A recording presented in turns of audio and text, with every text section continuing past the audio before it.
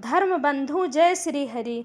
जैसा कि आप लोग देख रहे हैं कि मैंने अपने चैनल पर 2 अध्याय का वीडियो डाल रखा है। अब तीसरे अध्याय का प्रारंभ कर रही हूँ। सत्यभामा जी बोली कि हे भगवान, आप काल स्वरूप हैं और काल के संपूर्ण भाग समान हैं, तब फिर कार्तिक मास ही क्यों श्रेष्ठ है? हे देव, सब तिथियों में एकादशी और सब महीनों में कार्तिक का महीना ही आपको क्यों प्रिय है? श्री कृष्ण बोले, हे कांते, तुमने अच्छा प्रश्न किया। एकाग्रचित्त होकर बेन के पुत्र पृथु और महर्षि नारद का संवाद सुनो। जिसे पहले पृथु ने नारद से पूछा, तब नारद जी ने कार्तिक मास की श्रेष्ठता कही। नारद जी बोले, पहले सागर का पुत्र शंख नामक राक्षस त्रिलोकी के मथने में समर्थ हुआ। उसने संपूर्ण देवताओं को जीत स्वर्ग से निकाल इंद्रादि संपूर्ण लोकपालों के अधिकार अपने हाथ में कर लिए। सब देवता उसके भय के मारे अपने अपने स्त्री पुत्र लेकर बहुत वर्ष पर्यंत सुमेर पर्वत की गुफाओं में वास करते रहे। जब देवता गुफाओं में रह रहे थे, तब शंखासुर ने विचार किया, मैंने देवताओं को जीत तो लिया है, तो भी वे बलवान मालूम होते हैं। हाँ, अब जान पड़ा कि वे सब वेद मंत्रों से युक्त हैं। इससे उनके वेद मंत्रों का हरण करने से वे सब बलहीन हो जाएंगे।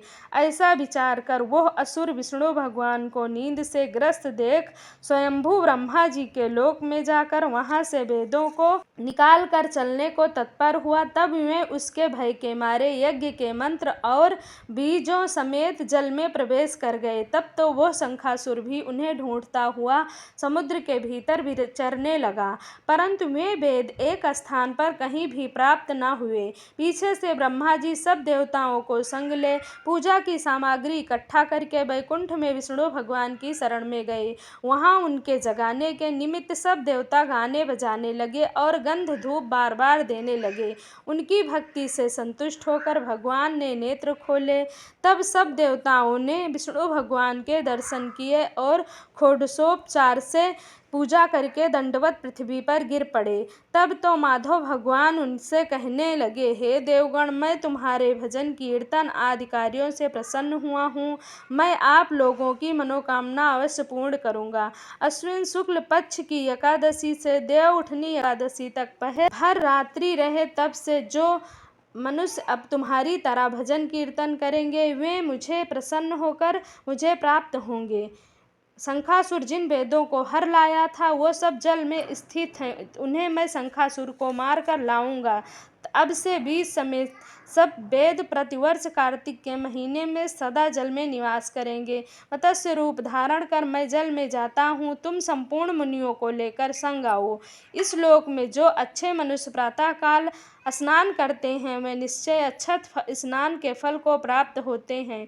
जो कार्तिक में सदा व्रत रखते हैं, उनको हे इंद्र, तुम मेरे लोक में पहुंचा दिया करो। हे यम, तुम सदा उनकी विघ्नों से रक्षा करा करो। हे वरुण, तुम उनके पुत्र पौत्रादि देते रहो। हे कुबेर, तुम उनको धन वृद्धि करो, जिससे वे मेरा रूप धारण कर साक्षात जीवन मुक्त हो जाएं। और हे अन्य देवताओं, जो जन्म से मरण तक उन बातों को धारण करते हैं, मैं तुम्हारे द्वारा भी पूज्य हैं। जैसे तुमने मुझे एकादशी को जगाया है, इसीलिए यह तिथि सदा मनाने योग्य है। भक्त बंधु, अगर आपने हम तक हमारे चैनल को सब्सक्राइब नहीं किया तो प्लीज़ अवश्य सब्सक्राइब कर लीजिए, ताकि आपको आने वाले नए अध्याय की नोटिफिकेशन समय समय पर मिलती रहे। और आप वीडियो को ज़्यादा से ज़्यादा लोगों तक शेयर करें, ताकि इस पुण्य के काम में आप भी भागीदार बने। धन्यवाद।